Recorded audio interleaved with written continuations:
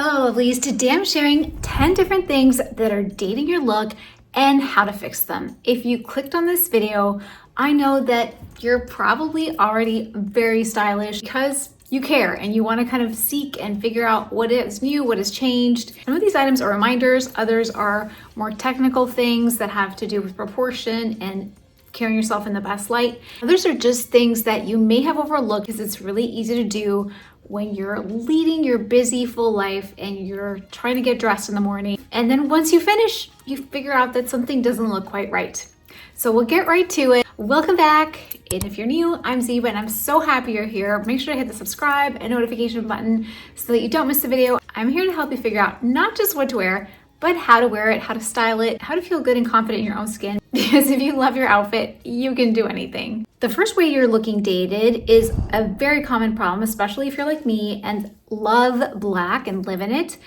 It's wearing blacks that don't match. This is one of the easiest ways that you can not only look dated, but also a bad combo of cheap and frumpy. It's just the worst when you have the light shining off your blacks and you're wearing a lot of different blacks and they're all a similar texture and they don't match. The exception to this, and actually one that can take you into a complete 180, is if you deliberately choose blacks that are a different texture, because when you have different textures, the light is shining off of the material in a different way that makes it not only forgiving, but also chic. One of the easiest ways to elevate any outfit is to add an element of texture to whatever it might be. So for example, instead of wearing something like that has a lightness to this, like this cotton shirt with maybe some cotton linen blend pants that are a different shade of black, which I'm showing you here, can be very distracting, especially unforgiving in natural light. So it's a really great way to check to see if your blacks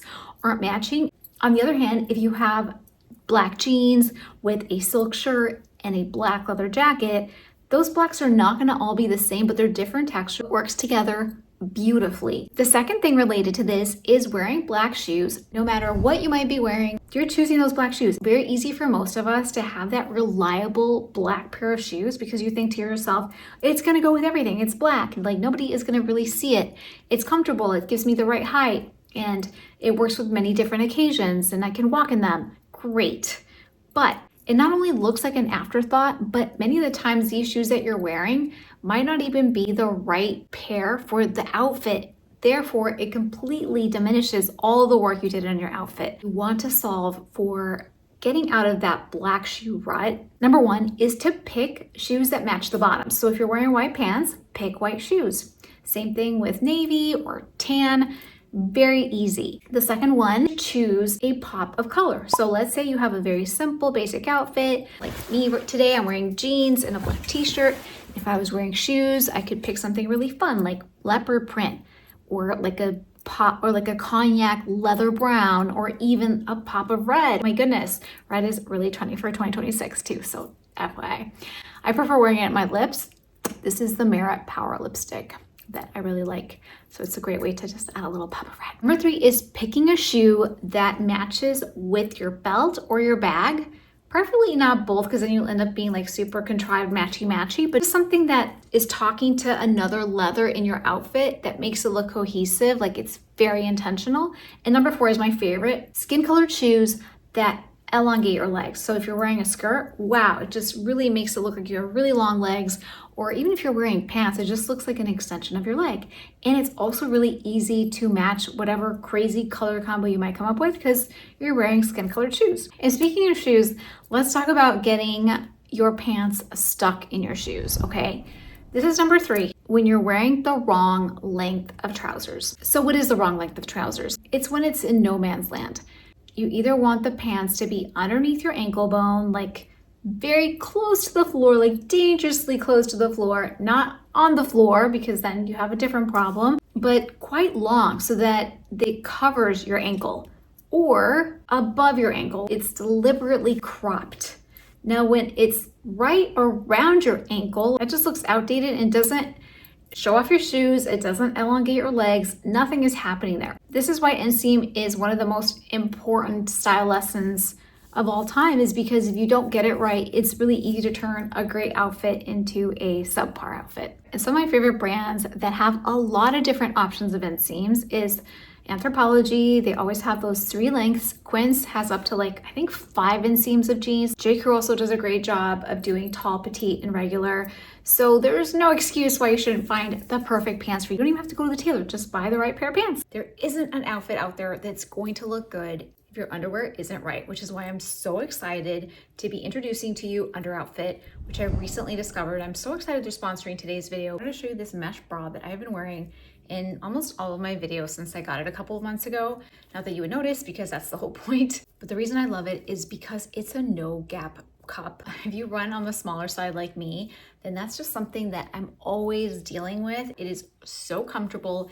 It lies flat underneath all of my tops, especially going into spring and summer. Take a quick peek at their hundreds of thousands of 5-star reviews from happy customers. I have a 180-day return policy. You can wear it, wash it, wear it again. And if you decide in 180 days that this wasn't for you, it didn't stand up to the quality, you can return it.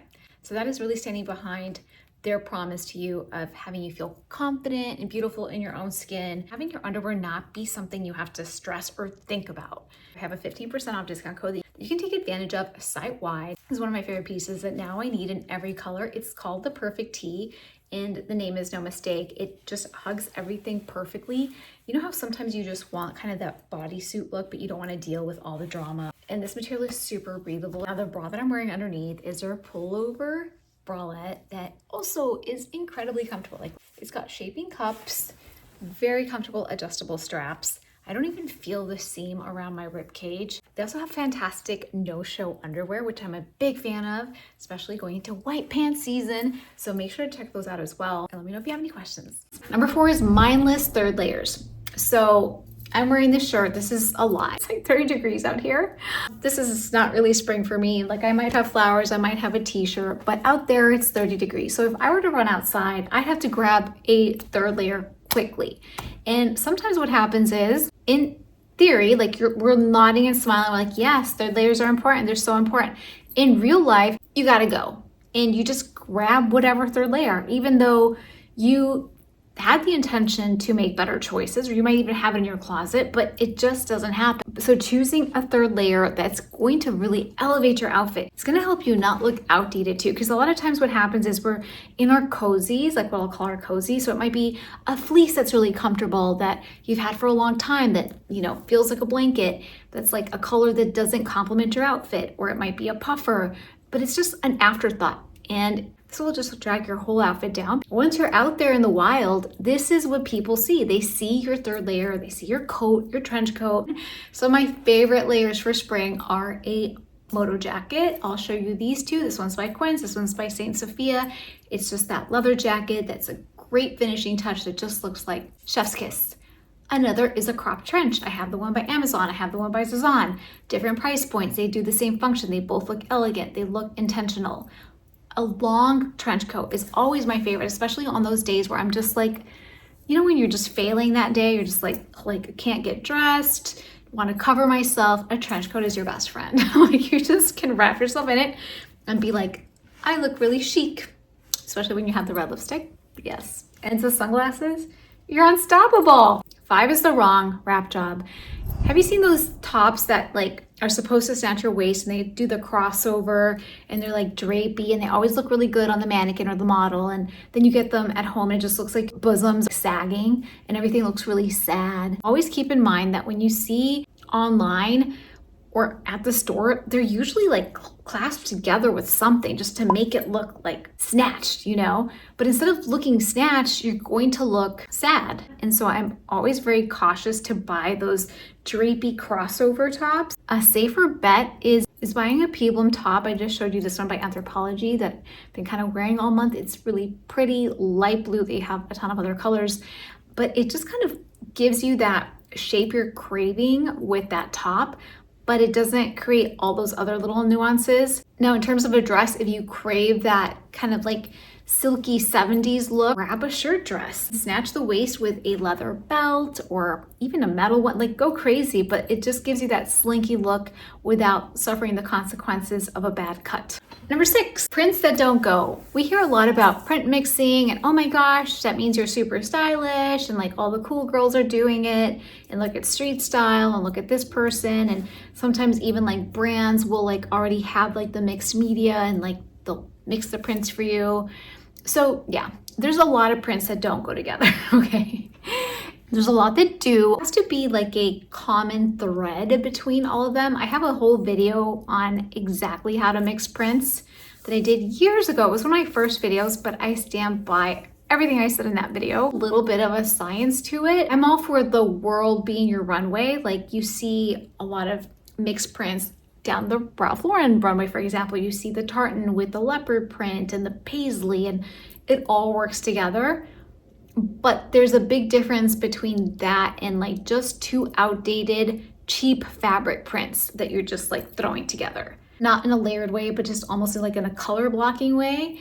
It's a really easy way to look dated because it's not cohesive. It's not talking to each other. Number 6 is skinny jeans the wrong way. The most common mistake I see is when people have an apple shape and they're usually bigger on top. They might not have much of a waistline. They have a large chest, and then they have usually like really skinny legs. I feel like it's always like one or the other. I'm definitely on the other side of the camp. When you're choosing to wear very form-fitting, skinny jeans because you want to show off that very slender part of your body, and then you're hoping to get like a huge tunic top or large button down, or it'll help camouflage your apple shape.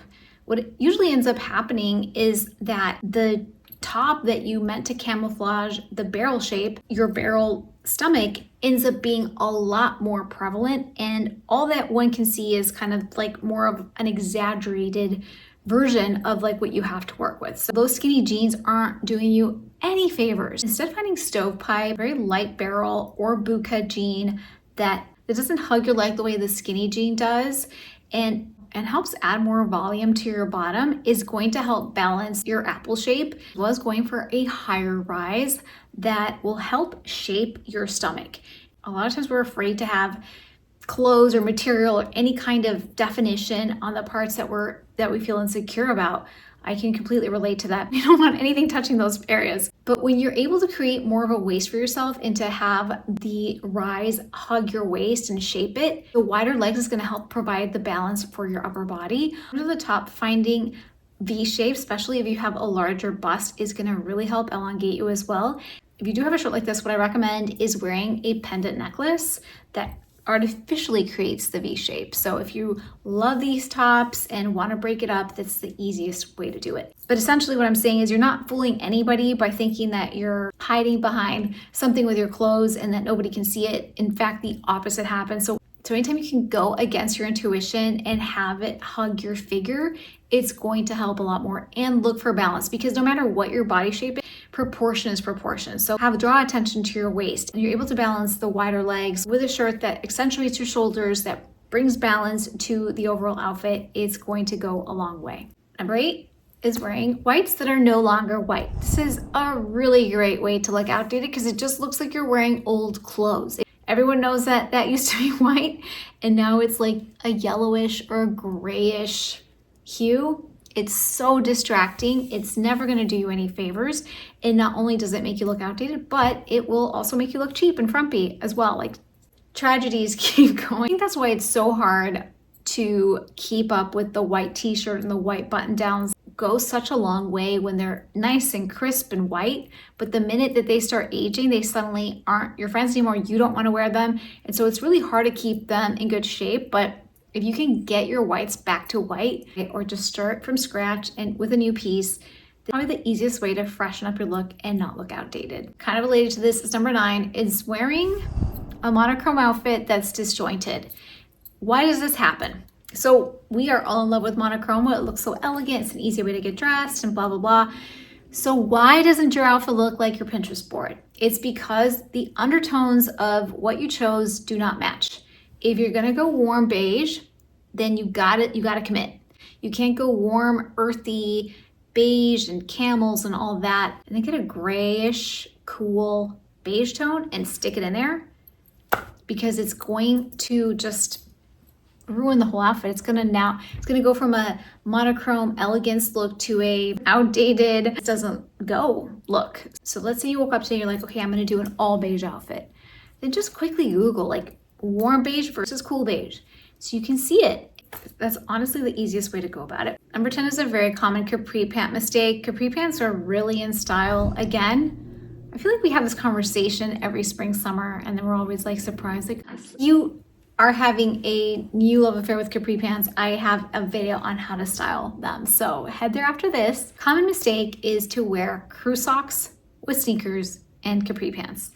This is a surefire way to let everybody know you're done. You're just playing mahjong all day and having wine spritzers, you know, starting at 2 o'clock. Like, it just looks like retirement. And it's okay if that's who you are, you know, but for those of us who want to look more modern and relevant, it just hits at all the wrong places. The capri pants are usually like right in the mid calf, and then the crew socks are right over your ankle, and you're ruining the lines, and you're wearing the sneakers, and it just looks so frumpy. And then you can also picture it, you're usually wearing like a tunic top. Just say no to capri pants with sneakers and crew socks. Promise me you won't wear capri pants with crew socks. If you're gonna wear anything, and I hate mules because I feel like I have insecure feet, but they look really cute with mules. Like, that's the one way that we see myself wearing mules is with capri pants, because I feel like that's one of the best. Or kitten heel slingbacks, another great way. Or those glove ballet flats that we all love from Quince. So these are all things that you can easily stop doing starting today. I just did a video on how to get ready in 5 minutes when you gotta get out the door and you wanna look put together. Make sure to check it out. I'll see you there. And if you learned something today, make sure to hit the subscribe button.